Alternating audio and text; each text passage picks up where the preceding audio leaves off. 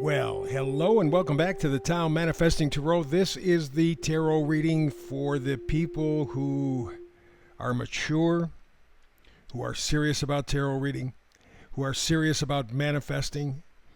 This is not your run-of-the-mill tarot reading. I've done tarot for over 20 years, astrology for over 50.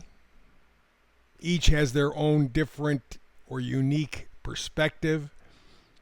Astrology, among other things, is the science of cycles. It's not satanic. It's not any kind of weirdness. I mean, you can make it weird, of course. You can make anything weird. But it's not weird. It's simply knowing cycles. And then where it gets tough is combining all the cycles, all the houses, and all that stuff at any given moment and trying to make sense out of them. And I haven't seen very many astrologers be able to do that. They start throwing in everything they can, and by the time you're done with the reading, you're left going, so what the hell am I supposed to do? You cannot predict with specificity. You can get close. But the idea here is to be aware of a cycle, to be aware of an energy, and then be prepared to deal with it. But for that and character evaluation, astrology is tremendous. And in fact, there are some scientific studies that prove the impact of astrology. There was a guy in 1948 from the RCA company, the Radio Corporation of America, who was tasked with the idea of figuring out how to send messages to military units, U.S. military units around the world. If you had any kind of a solar outburst, it would completely kill communications. And you can't do that if you're in some sort of a war. And of course, we are always in a war because we got to support the military-industrial complex. So in 1948, he began his study, and he found out that you could predict that and earthquakes using astrology. He focused initially on Jupiter and Saturn and was, by the way, over 40 years, that's 40, he was 95% accurate. So accurate that in the 1980s, they actually made him stop. Why, I don't know, but that's the deep state for you.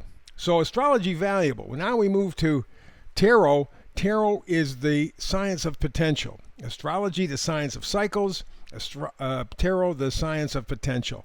You see the 5 cards in front of you? That's all you're going to see. You're not going to see me. You're not going to see the cards move or spin or light up or do any of that silly crap. This is meant for serious tarot people. And frankly, most of the people who pay attention to tarot aren't serious that much. Just not. But what you're going to see in the 5 cards, and I do this every day, 365, holidays, whatever, doesn't make any difference. In the 5 cards, you are going to get a specific frequency. This frequency will resonate with a percentage of the people looking at this reading. Okay? It's like, for example, you go back to astrology. You talk about Cancers or Capricorns or Tauruses or Scorpios or whatever the case may be, and you say, well, for all these signs, you're going to have this happen. Well, it doesn't happen to all Cancers or Scorpios or Libras or Sagittarius. It doesn't happen to all. Everybody's different. Same thing with tarot. So about maybe 20, if I'm lucky, 25% of the people will resonate with this. The rest won't. This is not your time, not your day, not your frequency. Okay?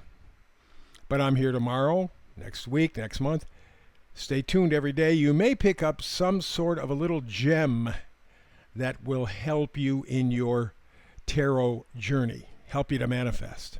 And that's the point of this. My job is to inspire. So let's begin. We got the 5 cards up here. Close your eyes, kind of get in a meditative state. And today the card is Come to the Edge. The number up top on the right side is 36. 3 is lining up mind, body, spirit. I know in tarot you get the letter 3 and it's, ooh, we got a third party. We're talking manifesting tarot. No, there is no third party. You are the third party. And the 3 is lining up mind, body, spirit energies, getting all to work in unison. That's more difficult to do than it is to say. Much more difficult. But that's the task. The number 6 next to it is kind of a a balancing, a harmony, a stability. By lining up your mind, body, spirit, you're looking to achieve some sort of a stability, a balance. And you can take the 3 and 6 together, they make 9. 9 means ending. You are now, apparently the energy is saying you are looking for that inner stability. You are looking to line up the energy of your mind, your body, and your spirit. You do that, and you are in a place very few people ever experience. Or if they do, it's momentary. I mean, boom, flash and gone. Feels great. When it happens, it's like, whoa! But it doesn't stay for most of us, and that's because we don't promote it. So that's what we're doing here in this Manifestation Tarot reading. We're focusing on you taking it to the edge. You have to go all the way to the edge. You got to push yourself. Basically, what it means is you have to walk your talk. You talk about spirituality, you talk about being blessed, you talk about being grateful, but what do you do to support it? Virtually nothing. You say the words, you do nothing. So you got to walk your talk. You got to come to the edge because that's where you're going to line things up. The meme for today is, just because things could have been different doesn't mean they would have been better. It's more than okay to let go because where you're heading is far more important than where you've been. And that's really the idea. You have to come to the edge. You have to look over into the abyss. And the only way that you can truly do that is lining up mind, body, spirit, and being ready for transition. Because that's the time period we are in. The news events of the past couple of days should tell that to you very clearly. So let's begin. We go all the way to the left. We're talking about the Seven of Cups. Seven of Cups. First of all, cups are, as opposed to what a lot of other tarot readers tell you, they're about love, but it's an emotional connection or attachment. Can be good or bad, can be with a person or not.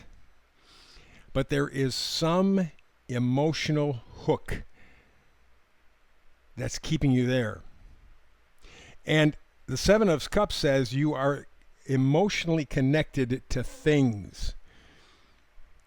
You've drunk the Kool-Aid. Get a new house, get a new car, get new shoes, get a new job, get more money, get surgery and fix your face up, get this, get that. Everything outside, but never inside. And remember, we're talking about lining up mind, body, spirit. The work is always, always, always from the inside out, not the outside in. But when you do that, the deep state can't make money. They can't get rich. They can't control you. So they keep making you look outside of yourself. You will never, ever, ever, ever find the answer outside. And that's intended. So the Seven of Cups says, basically, you are emotionally connected to the game. Too many choices, too much fantasy, too much delusion and illusion. Ooh, look at all the pretty things. Ooh, if I just buy this, my life will be better. Ooh, if I just have this, my life will be better. No, it won't be. You're still going to be the piece of crap you are right now.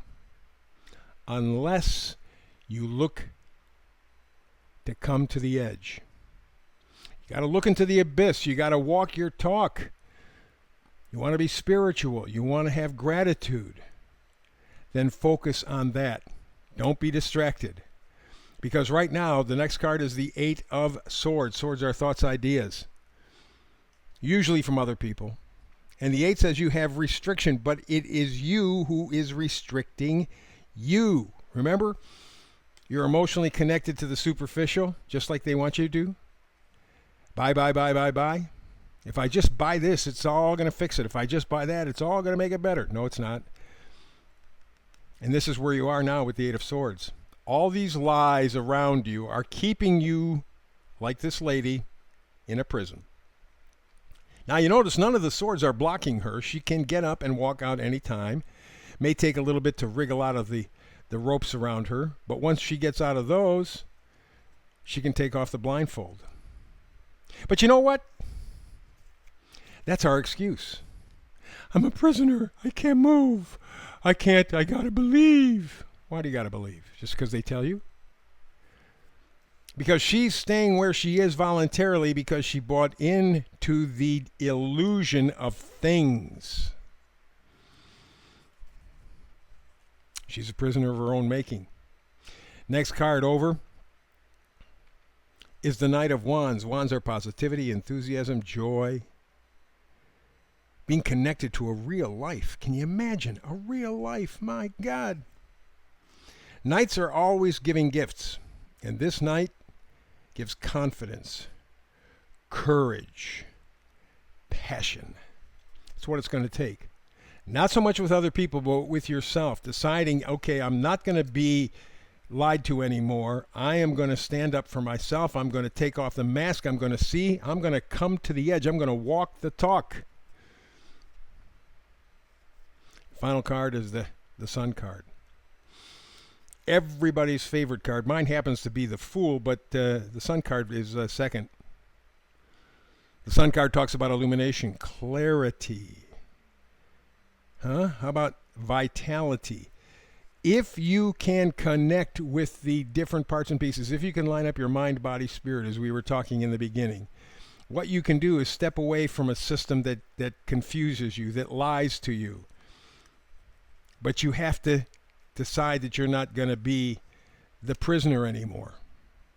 You got to come to the edge. You got to go where it's scary. You got to look over the edge and you don't see a bottom, and that's very scary. But you got to walk your talk. Because where you're headed is far more important than where you've been. But you have to accept that. That's the tarot reading for today. Back again tomorrow with another. Between now and the next time we do tarot, peace and blessings.